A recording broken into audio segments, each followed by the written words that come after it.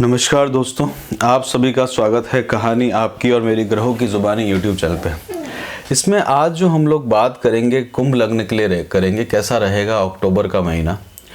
कुंभ लग्न के लिए अगर देखा जाए तो चेष्टा बल जो है बहुत अधिक बढ़ा हुआ है। शनि इस समय में वक्री अवस्था में चल रहे हैं, 12वें स्थान में चल रहे हैं। तो देखिए 12वां स्थान जो होता है वो बहुत इंपॉर्टेंट स्थान रहता है। देखिए कर्म क्षेत्र से तीसरा स्थान है, तो कर्म क्षेत्र से तीसरा स्थान है। तीसरा स्थान अपने आप में देखा जाए तो छोटी यात्राओं का रहता है। साथ के साथ में लाभ से सेकंड हाउस है, तो लाभ स्थान से जो सेकंड हाउस है वो व्यय का स्थान है, तो खर्चा लेके आता है। और 12वां स्थान जो रहता है अपने आप से सबसे दूर है, यानी कि आपको अपने जन्म स्थान से दूर लेने जाने वाली पॉसिबिलिटी बनाता है। विदेश के अंदर में अगर आप ट्राई कर रहे हैं कर्म क्षेत्र के हिसाब से, जॉब के हिसाब से, तो ये सही समय है आपके लिए। आप इस समय में विदेश का ट्राई कर सकते हैं। बाहर कनेक्शंस आप बैठा सकते हैं। आप कोशिश करिएगा कि आउट ऑफ द कंट्री अगर आपको हो तो वो बहुत बेनिफिशियल रहेगा। गुरु जो है वो सेकंड भाव में चल रहे हैं। अपना खुद के बिजनेस को बढ़ाने का समय आपके लिए देखने को अच्छा मिल रहा है। धन भाव में है और गुरु की दृष्टि 1 2 3 4 5 6 7 8 9 कर्म स्थान पे बनी हुई है। तो अपने बिजनेस को बाहर विदेश में एक्सपांशन करने के बारे में देख रहे हैं, अपने कार्य को बढ़ाने के बारे में देख रहे हैं, तो ये भी समय आपके लिए उपयुक्त है। छठे स्थान का स्वामी बुध भी जो है वो स्वयं छठे स्थान में विपरीत राजयोग यहाँ बनाए हुए। सडन आपको बेनिफिट देखने को मिलेगा, आपको अचानक से लाभ लेके आएगा। किसी तरह के अगर आप व्यसन वगैरह नहीं करते तो उसका लाभ आपको देखने को मिलेगा। ये छठा स्थान जो है वो तिर्क भाव भी रहता है, तो वहाँ आपको बेनिफिट दे के आएगा।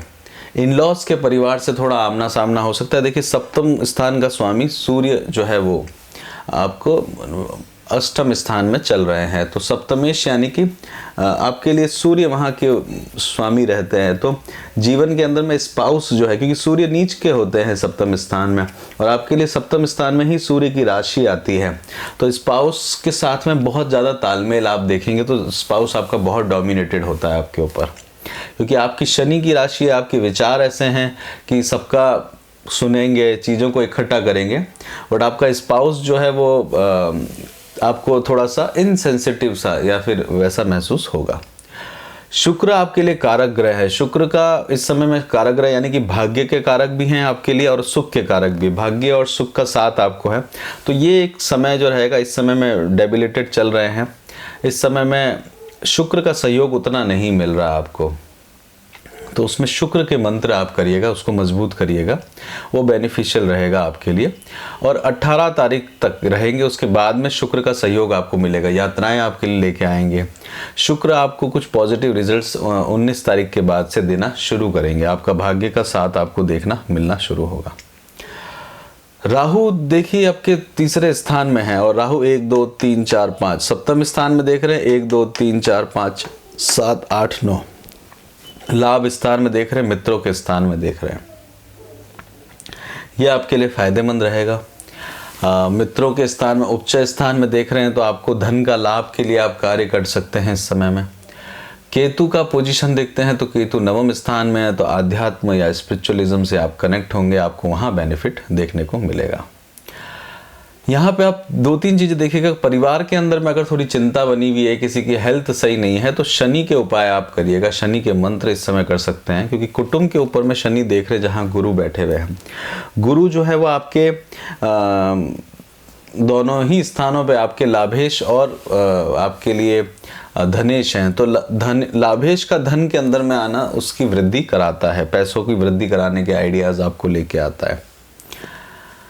मंगल चतुर्थ स्थान में है। प्रॉपर्टी बनाना चाहते हैं तो इस समय बहुत अच्छा समय है आपके लिए। ज़मीन जायदाद से रिलेटेड काम करना चाहते हैं तो बहुत फ़ायदेमंद आपके लिए बना रहेगा। मंगल आपके लिए मित्र नहीं है, फिर भी मंगल आपको फ़ायदा देके जाएंगे।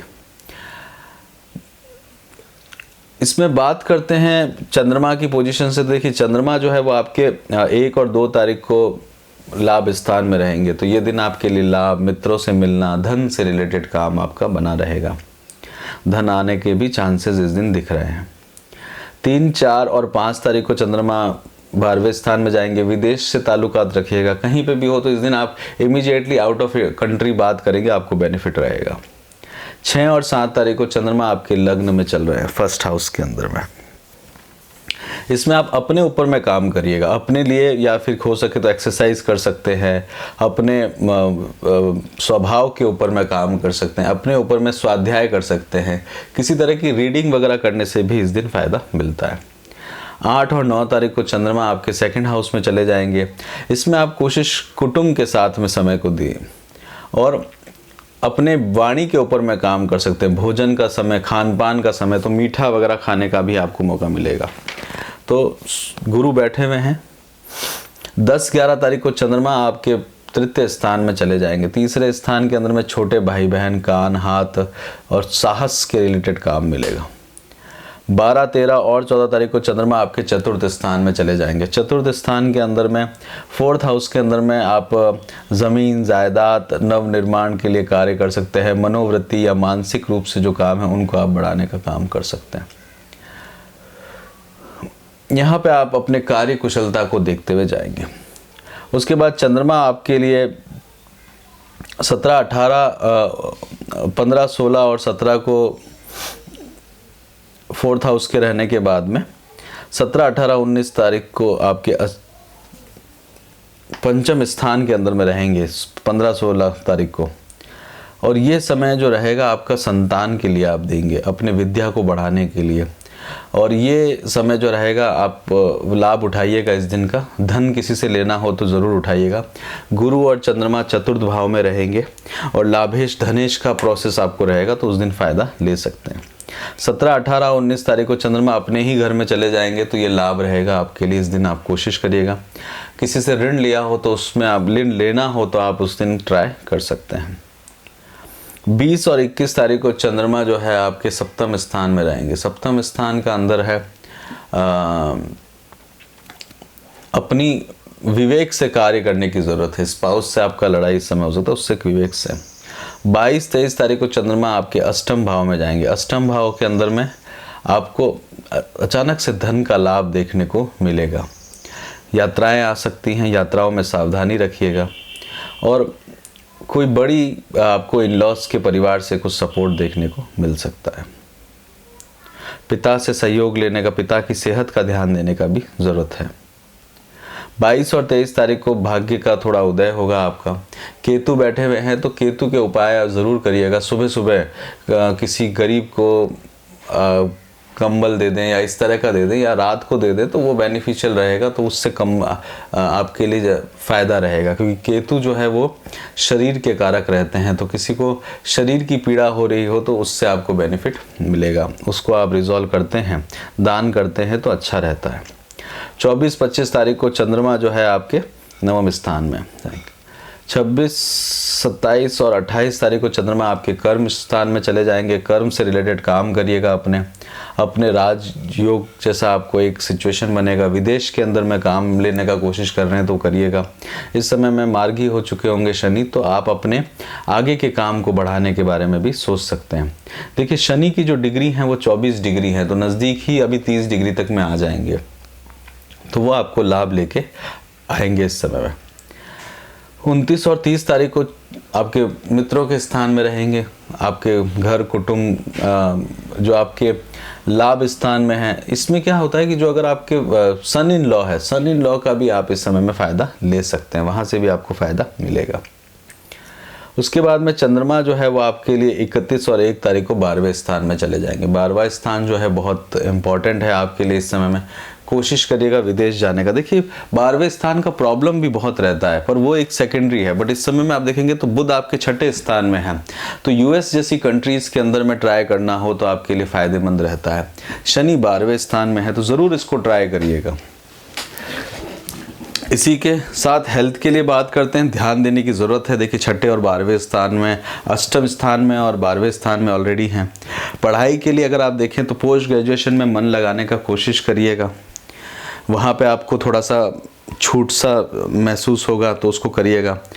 अंडर ग्रेजुएट कर रहे हैं तो वहाँ पे एनर्जेटिकली काम करने से आपको फ़ायदा मिलने वाला है। वहाँ पे अगर फोकस होकर कार्य करेंगे तो आपको अच्छे रिजल्ट मिलेंगे। सूर्य भी चल रहा है तो एक अच्छी अपॉर्चुनिटीज़ भी आपको मिल सकती है। अगर आप स्कॉलरशिप वगैरह के लिए भी ट्राई कर रहे हैं तो वो भी एक आपके लिए लाभप्रद रहेगा। जॉब के लिए बात करना चाहे तो जॉब के अंदर में आपको एक विदेश में अच्छा फ़ायदा है। बिज़नेस आप इस समय में लगा सकते हैं, बढ़ा सकते हैं। शादी के लिए प्लान कर रहे हैं तो शादी के लिए जो है आप अगर कहीं लव मैरिज करते हैं तो वहाँ आपको एक अपफ्रंट देखना पड़ेगा, बट ओवरऑल ठीक आपके लिए जाए। किसी से प्रेम करते हैं तो वहाँ पे आपको प्रेम करते हैं तो उसमें शुक्र छठे अष्टम भाव में चले हैं तो गुप्त चीज़ें रहती हैं। अष्टम स्थान जो है गोपनीयता का है, तो बहुत चीज़ें गोपनीयता से मत करिएगा, आपको नुकसान हो जाए।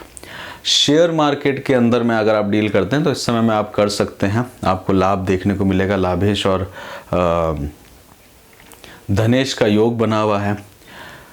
रेमेडी के तौर पे ऑलरेडी मैं आपको बता चुका हूँ, उनको आप करते हैं तो शनि मंदिर जा सकते हैं, और तिल से बनी हुई चीज़ें रहती है वो आप डोनेट करने से आपको फ़ायदा मिलेगा।